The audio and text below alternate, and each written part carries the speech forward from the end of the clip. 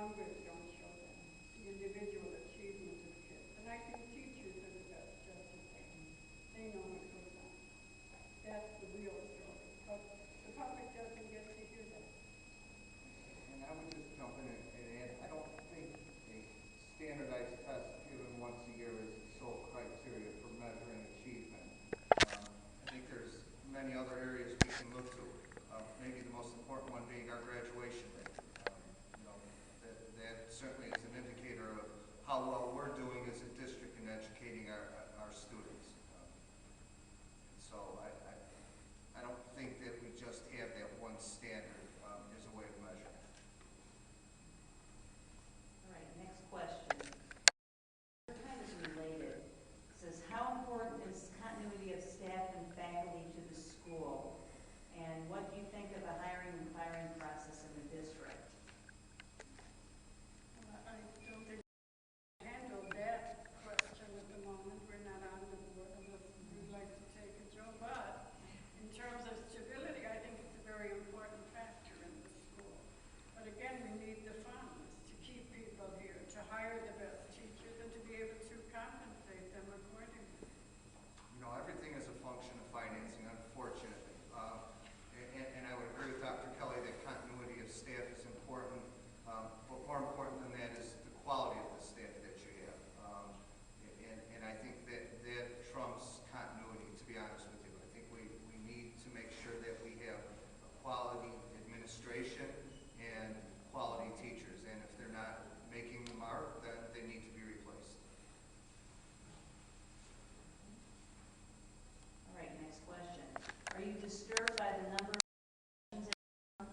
What do you think can be done about it?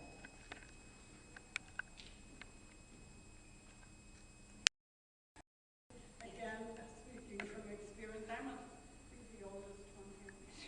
But it's a very painful thing to have to expel a student. But on the other hand, you have to keep the school safe.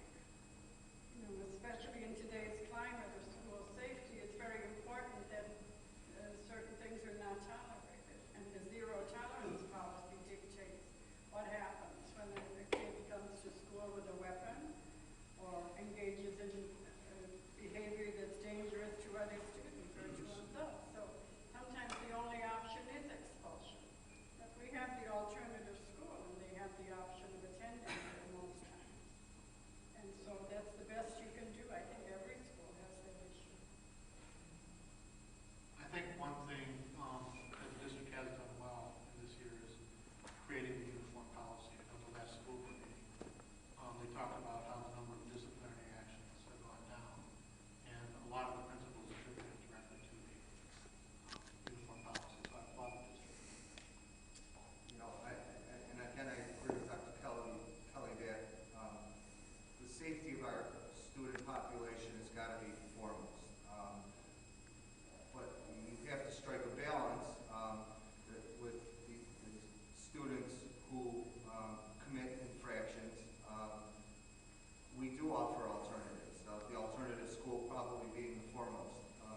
Because ultimately what you're doing is if you expel a student from this or any of our campuses, you're putting another kid out on the street, and that's not good for the community. So you have to be able to strike that balance between keeping the student body safe and working hard to educate those students who may be more